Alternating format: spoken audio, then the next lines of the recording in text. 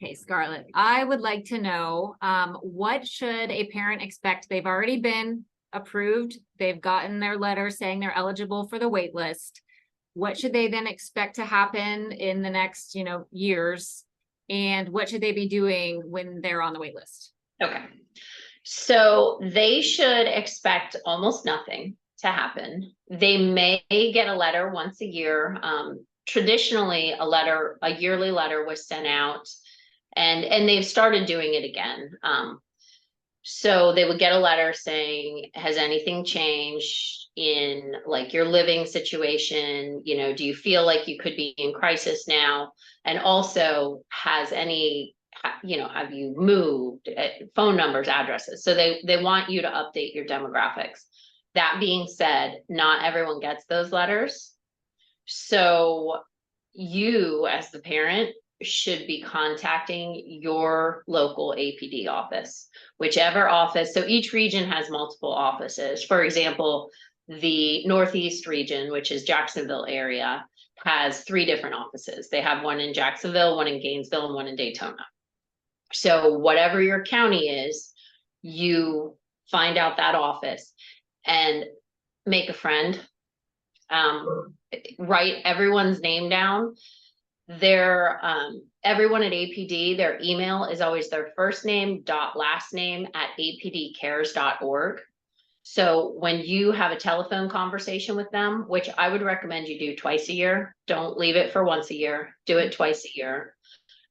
You should have an assigned general revenue worker.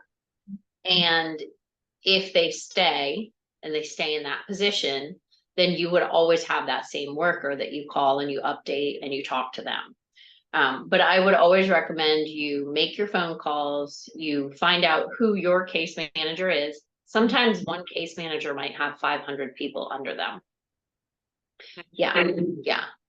So get their full name and then keep an email correspondence as well, because you want a paper trail, especially if you've called and told them you feel you're in a crisis situation.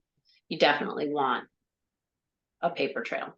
Okay. So yes, be as proactive as possible, because the odds that you're going to get one of those lottery letters are about 1 in 23,000.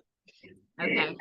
And then follow-on question on that, is the general revenue worker, is that the same thing as your liaison, or are those 2 different people?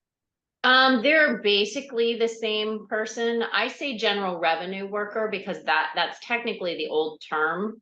Okay. Depending on who you speak to at APD and how long they've been there, they may call them your case manager. They may call them your APD support coordinator. They may call them your GR worker, general revenue worker, Okay. or they may call them your liaison.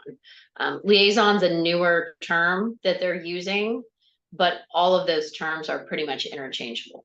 The important thing is, if at all possible, try to establish that connection with one APD staff who you always can go to. And if they leave for some reason, then you ask who's replaced them and who can I talk to, and just make sure you have that connection established. That makes sense. Mm-hmm. That was helpful.